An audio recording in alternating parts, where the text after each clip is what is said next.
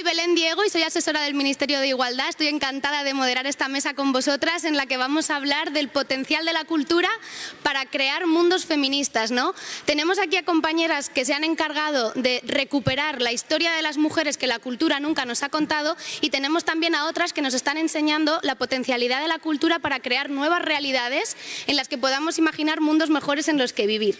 Yo, antes de daros la palabra, solo quería decir que estamos en esta sala que se llama Annie Ernaux y que creo que debemos decirlo porque Annie Ernaux es el Nobel de todas las que estamos aquí sentadas, y ella decía en su libro El acontecimiento, en el que hablaba sobre un aborto clandestino que tuvo en Francia, que no contar su historia era contribuir a oscurecer la realidad de las mujeres y a que el mundo cultural siguiera siendo masculino. En esta mesa vamos a hacer lo mismo para crear una cultura feminista. Muchas gracias.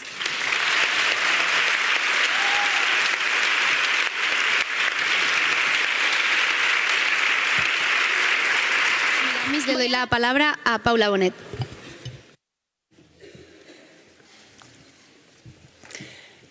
En mi pintora y modelo lo tengo todo. Soy artista y modelo a la vez. No me hace falta montar una escena sobre el poder, porque yo misma me observo. Me empodera el hecho de representarme como una pintora, que es lo que soy. Estas palabras son de la artista inglesa Celia Paul. Como tantas otras autoras, se dedica a la acción radical de parar, a pensar y pensarse.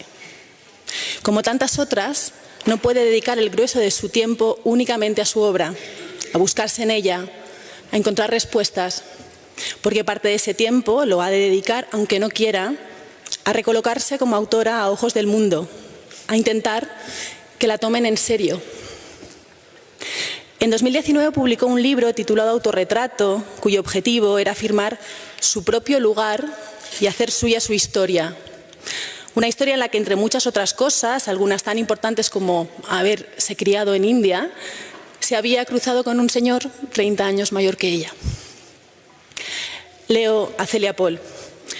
Cuando me separé de Lucian Freud a los 28 años, me establecí como artista sin su ayuda ni su apoyo, aunque seguimos conectados a través de nuestro hijo. Tras su muerte me resultó impactante leer en muchos artículos que yo había sido su musa, pero omitían completamente el hecho de que yo también era artista. Me di cuenta de que tenía que hacer algo al respecto. Uno de los titulares que aparece en prensa después de la publicación de este libro es el siguiente: La historia de Celia Paul y su romance con Lucian Freud, cuando tenía 18 años ella y él 55. No estaba mal visto. Algo parecido le sucedió a Manuela Ballester, o a Lee Krasner, a Dora Maar o a Siri Husband, o cualquier actriz o deportista a la que se le ha reconocido su talento a través del talento del hombre que la descubrió o que le enseñó a ser todo lo poderosa que es.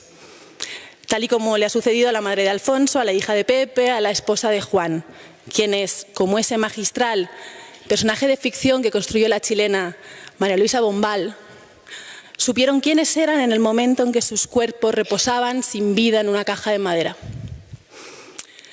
Era como si parte de su ser hubiera estado alimentando siempre una entraña que ella misma ignorase llevar dentro, y que esa entraña hubiera crecido así, clandestinamente, al margen y a la par de su vida. ¿Era preciso morir para saber ciertas cosas? ¿Era preciso morir para saber? María Luisa Bombal es la madre del realismo mágico. Abro comillas. Admirada por Borges, Carlos Fuentes y García Márquez, María Luisa Bombal es considerada la madre del realismo mágico y una reconocida influencia en Juan Rulfo. Nuestra contemporánea Celia Paul pintó durante mucho tiempo retratos de su madre. Observándola se anticipaba. Era ella y no la madre quien crecía en la obra. Pintando podía dialogar con un yo que todavía no existía. Cuando la vejez no permitió a la madre seguir subiendo las escaleras del taller, Paul no tuvo más remedio que afrontar lo que había estado haciendo hasta ese momento, mirarse en el espejo y enfrentar el reflejo propio. La pintora portuguesa Paula Rego explica que cuando era pequeña no tenía ningún interés en la pintura, pero su madre pintaba, y colocando el caballete detrás del de ella estaba más cerca de aquella mujer severa. Entendió, imitando a su madre, que la pintura era el lugar en el que podía tejer un diálogo con quien quisiera. Era el lugar en el que todo podía suceder. Matar, vencer sus miedos, enfrentar el dolor. En la superficie de la tela la pintora podía repararse y la reparación podía ser tan contundente como la que genera el hecho de estar en un juzgado explicándote a una jueza, sabiendo que la persona que te ha agredido está escuchando cada una de las palabras que salen de tu boca, teniendo la certeza de que por fin incluso él entiende que desde que las mujeres nos supimos sujeto, cambiamos el punto de vista, revisamos nuestras vidas y la historia, también la historia del arte, y supimos que habíamos de emprender el combate como si el combate sirviera.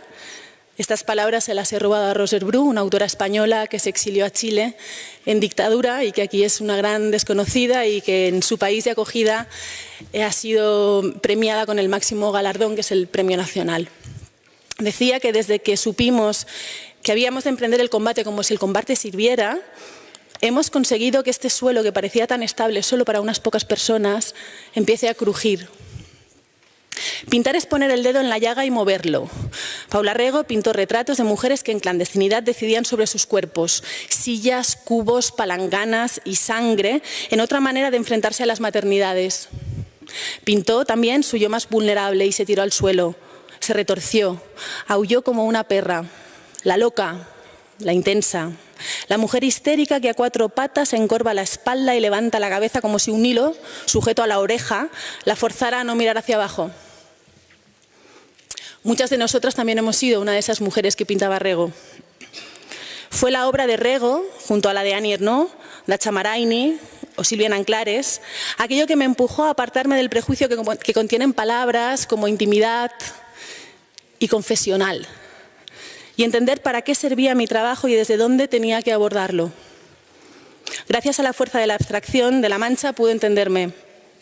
Nombré a muchas otras nombrándome a mí. Fue cuando vi con más claridad que a pesar de la igualdad que nos prometieron desde que somos pequeñas, continuamos siendo la alteridad. Me sorprendió, ahora me parece de una ingenuidad aberrante, que lo fuésemos incluso a nivel médico. Pintando fui consciente de un mandato social que pensaba que ya no existía. Leyendo autoras como Lina Meruane, supe aquello que Rebecca Solnit dice, eso de que el mundo en que vivimos, ese que beneficia solo a unas pocas personas, está construido sobre la mala fe y no ha sucedido por torpeza, es de una certeza que daba miedo. Leí a Lina Meruane, a las doctoras María Teresa Pisuñer y Sara Verbel, a Marta Sanz, a Brenda Navarro, a Nuria Lavari, a Mary Shelley. Buscaba saber cómo enfrentarme al hecho de haber perdido tan pronto al hijo que iba a tener. Leer sobre experiencias que se alejaban de la historia de siempre, la que nos pregunta ya de bien pequeñas cuántos hijos queremos tener y nos explica cómo quedarnos embarazadas y ser las mejores madres del mundo, y no nos la presenta como lo mejor que puede sucedernos en la vida, me hizo ver que las que dejamos a los críos a medio hacer, las que gestamos seres incompatibles con la vida y no somos capaces de infantilizar nuestra experiencia o alardear de ella, también teníamos un lugar en el mundo. Nuestras formas de maternidad estaban enterradas a más profundidad que nuestros hijos muertos, pero nosotras continuábamos vivas para darles voz. El siguiente paso fue entender que me había tragado el mandato social de la proyección de la familia feliz a cucharada limpia, porque supe que en realidad yo no quería ser madre. Eso es lo que hace el arte, por eso es tan importante. Ilumina zonas oscuras, revisa las maneras de colocarnos en el mundo, cuestiona la hegemonía del hombre blanco. Emilia Pardo Bazán escribió decenas de cuentos que retratan vidas que pensamos que nada tienen que ver con la nuestra. María Ovelar nos dice, Bazán presenta dos tipos de protagonistas, las maltratadas, encerradas, acosadas, calumniadas, inseguras y supeditadas al rol tradicional, y las fuertes y empoderadas que luchan contra su destino. Yo me pregunto, cuando tu marido decide golpearte o un directivo de quien depende tu sueldo fija su deseo en ti, cuando un grupo de jóvenes violan a tu yo adolescente y lo dejan inconsciente y abandonado en un polígono industrial, ¿tendrás en algún momento la posibilidad de luchar contra tu destino? Pienso que si no eres un personaje de ficción y una doña Emilia vela por ti, la tarea es complicada. Cuando uno pinta está haciendo preguntas una tras otra, escribe John Berger en Tu turno. Habla también de aquello que arroja al ser humano a pintar, de la importancia del impulso que se acaba imponiendo en fuerza y valor sobre la obra. Tu turno es un libro que contiene la correspondencia entre él y su hijo Yves. Y en ella ambos hablan de cómo se mira el mundo cuando pretende pintarse. Las manos pintan, los ojos corrigen, apunta el hijo. Las manos pueden someterse a las decisiones de los ojos, pero sin embargo son libres. Y lo son porque el arte de la pintura depende de su libertad. De acuerdo. ¿Sabéis lo complejo que es estar trabajando supuestamente en libertad, pero que tu intuición te diga que hay algo que no cuadra? Cuando una pinta está haciendo preguntas una tras otra, en un contexto que no sea feminista, esas preguntas quedan siempre en las zonas oscuras. Algunas no llegan a hacerse nunca. Esta afirmación me lleva al siguiente tema, nuestros cuerpos. La relación que podemos establecer con ellos y lo difícil que es hacerlo debido al mandato social, lo fácil que es empezar a afrontarla después de que otras lo hayan hecho antes que nosotras. Pienso en los desnudos de Sylvia Slade y en los autorretratos de Celia Paul. ¿En qué cerca y a la vez qué lejos están ambas autoras? Las dos cuestionan las representaciones tradicionales del cuerpo humano, pero cada una las aborda desde un lugar distinto. Observo una figura con 6 hombres desnudos, peludos y lánguidos. Quise dar mi perspectiva, retratando a ambos sexos con dignidad y humanismo. Leo que dijo Slade. Para ella, era necesario hacerlo porque las mujeres habían sido pintadas como objetos de deseo en poses humillantes. El deseo no le molestaba. Era la objetualización lo que la disgustaba. Slade, como Paul, también se autorretrató en innumerables ocasiones. Marta Sanz. Expone sobre mármol, sobre camillas y camas mullidas, sobre un sofá, en un balcón o envuelve en papel kilos y kilos de carne. Observa la carne, la amasa, la corta, la disecciona. Amorata la carne. Marta Sanz amputa miembros. Mi dentro siempre ha sido mi fuera y mi espíritu mi carne, escribe la poeta. Lo físico afecta a la escritura. Su obra hincha vientres. Y no por un estado de buena esperanza, sino porque comprime el tiempo que pasa y deja su huella en nosotras, que al acabar de leer somos un poco más viejas. Pintamos y escribimos porque la pintura es una búsqueda constante que no permite mirar atrás, aunque nuestro pasado tire de nosotras. La pintura es el lenguaje de la pérdida. Se puede elaborar el vacío de una pérdida por medio de ese proceso de pintar, que se estructura ante todo alrededor de una pérdida. Celia Paul tiene una relación estrecha con las sillas. Se sienta en una y se observa en el espejo. Considera estar sentada un acto no pasivo. Si buscáis una imagen, la encontraréis así, sentada, con una bata llena de pintura y las manos en el regazo. De frente, al lado del espejo, junto a uno de sus autorretratos, sentada en una silla, de perfil, sobre una silla roja. Su expresión es siempre lo más interesante de las fotografías. Un rostro que ha retratado sin parar, analizando cada cambio en las proporciones, midiendo las distancias que el paso del tiempo descuelga. La búsqueda de una misma, al tiempo que una misma, escapa de la mirada propia. Käthe Kollwitz se autorretrató cientos de veces. La flamenca Cara Peters, conocida por sus pinturas de mesas con bodegones, también lo hizo, entre dulces, crustáceos y alcachofas, y aprovechando las superficies brillantes de copas, candelabros y platos, esbozaba imágenes que nos guiñan el ojo a las que venimos detrás y que se colaron en las paredes de los museos donde los relatos de las mujeres importaban bien poco. Las tres mojan el pincel en el aceite y deciden no representar ningún drama sobre el poder. Ellas son ambas, la artista y la modelo. Muchísimas gracias.